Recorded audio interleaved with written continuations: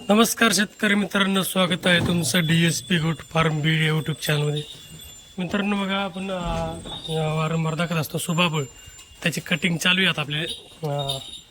तर एवढी हाईट झाली त्याची, जवळपास 8-10 फुटापर्यंत हाईट झालेली आहे त्याची. आपण त्याला आता आणून टाकले बघा शेळ्यांना खायला. हे बघा, गव्हाणीत असं टाकलं का खराब होत नाही, खाली पडत नाही, काय नाही. पूर्ण त्याचे असे पांढरे लाकडं होईपर्यंत त्याच्या साली वगैरे काढून सगळं खातात. तुम्हाला दाखवतो मी त्याच्या साली ते काढून खाल्लेला बाहेर टाकलेला आपण.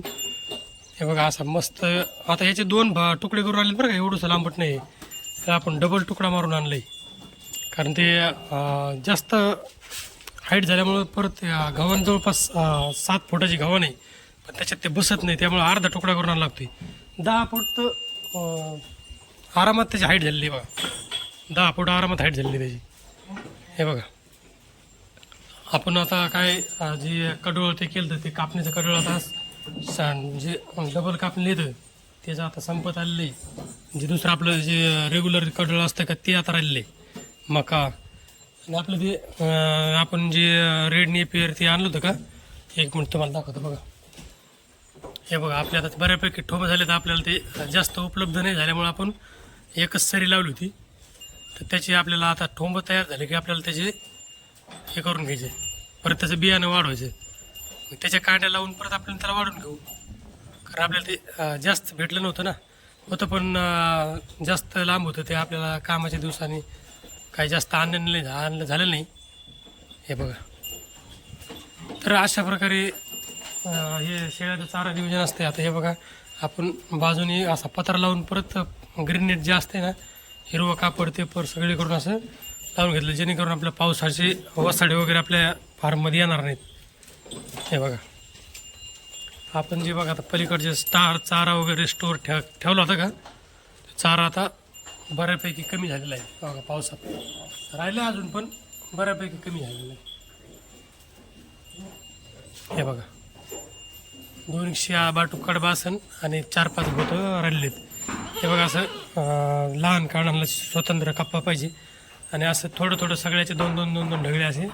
आता याच्यात हात घ्यायचे, शिवरीचे, रेड नेपियर, सुपर नेपियर, असे बरेच 4-5 प्रकारचा चारा, त्यात शेवगा, सगळे चारे बांधलेले आहेत. हे बघा, मी आलं की लगेच उड्या मारते तर माझ्याकडे. त्यांना वाटतं काहीतरी आणले. आता लळाले असणं गरजेचं आहे बघा. हे बघा, लगेच कडे माझ्यापाशी येतात. नाही, अशा प्रकारे खात्यात. चल, तुम्हाला आता खाली दाखवतो किती हाईट झाली त्याची आणि कशी कटिंग चालू आहे ते तुम्हाला दाखवतो बघा. आणि हे तुम्हाला लाकडं दाखवायचे राहिले. हे बघा, हे बघा किती. हे काय पांढरे लाकडं, म्हणजे हे काय ह्याचे नाहीत, दुसरे कशाचे नसून हे सुबाबळीचे लाकडे बरं का. हे बघा, शेळ्यांनी पूर्ण याची साल काढून खाल्लेली. हे बघा, पूर्ण असे साले वगैरे सगळं साळी काढून खातात त्या. आता हे जे गव्हाणे टाकले का, थोड्या वेळाने एक तास 1.5 तासाने जर आलं तर फक्त आपल्याला लाकडं दिसणार याच्यात. पूर्ण त्यांनी साली सकट काढून खाल्लेले. हे बघा, जास्त अजून काही शेळ्या वाढू शकलो नाही मित्रांनो, कारण भरपूर बाकीच्या शेतीतलंच भरपूर काम असते. तर आपण आता नियोजन चालू आहे आपलं. आपण दिवाळीसाठी आणणार आहे बिटल, आणि 3 बिटलच्या पाठी आणि 1 ब्रीडर बोकड घ्यायचं आहे आपल्याला. कोणाकडे जर असेल तर कमेंट करून सांगा, कारण आपल्याला जे आपल्याकडे एक गावरान आहे, पण आपल्याला बिटल आणायचं आहे, आणि बिटलच्या 3 पाठी पण घ्यायच्या. हे बघा, आता हे बघा मित्रांनो, आपण ते मागच्या व्हिडिओमध्ये म्हणजे सुरुवातीला सांगितलं होतं काही व्हिडिओमध्ये की मारणाऱ्या शेळीचा बंदोबस्त कसा करतात. आता ही शेळी बांधलेली हे बघा, गावाला दावा करून, कारण ही शेळी तुम्ही बघू शकता. आता ते जवळ जर काय आलं की ते मारताना आलं तर चावू देते दुसऱ्या शेळ्याला, खाऊ देत नाही जवळ. तिच्या कळत म्हणून ते जवळ फक्त खाऊ दिलेत. आता हे बाकीच्या एका पण शेळीला जवळ देत नाही, बाकीच्याला लगेच मारते. तेव्हा कशी धावते लगेच. हे असं असते. तुम्हाला खालचं दाखवत आता व्हिडिओ. चला, केलेली आणि परत फुटलेली, आणि ते आपण आता सध्या कट केलेली दाखवतो तुम्हाला. आता हे बघा, परत हे पाठीमागं आपण पुढं कट करत चाललो आहे, पाठीमागं परत आलेली आहे का. हे बघा, शेवगाचे झाड आहेत, आपण ते हळूहळू कट करून घेऊन जात असतं काढायला त्याला. हे बघा, आता हे खोड किती आहे आणि वर फांद्या किती आल्यात तुम्ही बघू शकता. हे बघा किती हाईट असू शकते बघा, ही एवढी हाईट झालेली. आणि हे साधारण एक 3 फुटाच्या अंतरावर तोडलेलं आहे. हे बघा बघा आता हे किती हाईट झालेली.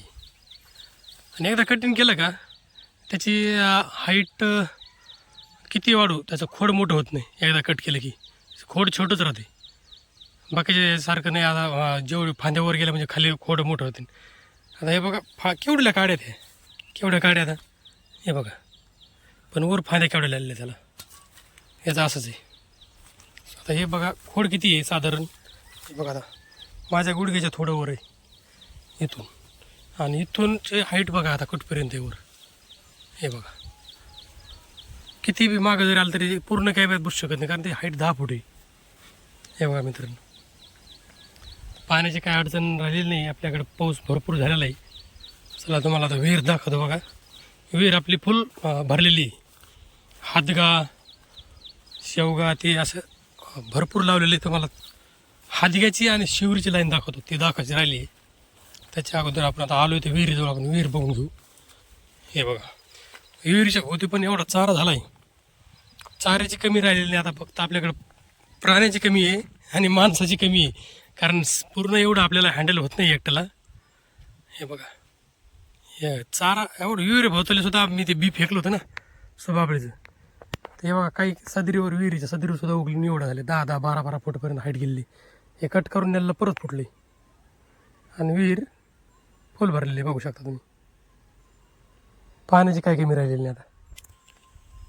आता फक्त नियोजन माझं एवढं नियोजन असून पण आता मला बरेच जण कमेंटमध्ये सांगतात तुमचं भारी नियोजन आहे, पण माझ्या माहितीने अजून पण अपुरं नियोजन आहे. मला अजून नियोजन करायचे, अजून आपल्याला माणसं कमी पडतात, आपल्या प्राणी आणि नियोजन कमी पडते माझ्या माहितीनुसार. तरी अजून नियोजन करणार आहेत आपण. तुम्ही पुढं ते व्हिडिओ टाकणंच मी आता बरेच दिवसापासून, 2-3 महिन्यात काही जास्त व्हिडिओ आपले करणं शक्य झालं नाही, कारण आपल्या मागे भरपूर शेतीचे कामं असतील. शेतीचे कामं बघून हे काम आपल्याला करावं लागते. आता हे बघू शकता हातगायची लाईन कसे झाले बघा. हातगाई किती हाईट झाली आहे हे बघा. जवळपास म्हणजे माझा हात पुरत नाही, वर 7-8 फुटापर्यंत ह्याची हाईट झालेली आहे बघा. शेवा हातगायची लाईन आहे. याच्या आपण काय करू शकतो आता, थोडेसे 2-4 ढगळे ह्याची, 2-4 ढगळे शेवरीची, 2-4 ढगळे हातग्याची, असं करून आपण ह्याला आपल्या कार्डांसाठी बांधू शकतो. हे बघा किती, हे बघा किती शिवरी.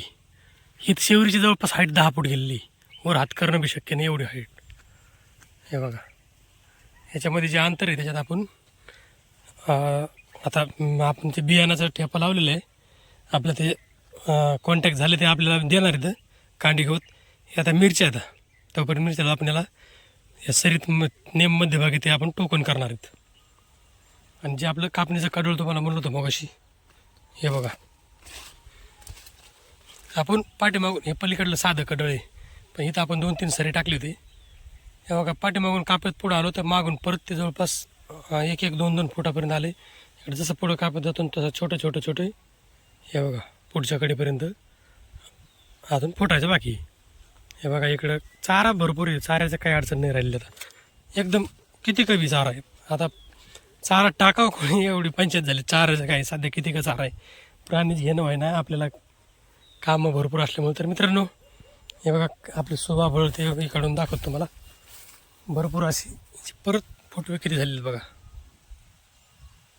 भरपूर झालेले. तर मित्रांनो व्हिडिओला लाईक करा, आपल्या व्हिडिओला शेअर करा, आणि अजूनही आपल्या व्हिडिओला लाईक केलं नसेल तर लाईक करा, आणि चॅनल सबस्क्राईब केलं नसेल तर सबस्क्राईब करून घ्या. असाच तुमच्या एका शेतकरी मित्रांना सपोर्ट करा, व्हिडिओ बघत चला. असं नाही का आता कसं आहे, मी सांगितलं म्हणजे सगळ्यालाच माहिती नाही असं काही नाही. याची माहिती कसं असतं 10 पैकी 8 जणांना माहिती असते, पण 2 जणांसाठी ती महत्त्वाची माहिती असते. त्यामुळे शेअर करा. तुमच्या एका शेअरने जरी एखाद्याचं जरी माहिती झाली तर चांगलं आहे. तर धन्यवाद मित्रांनो.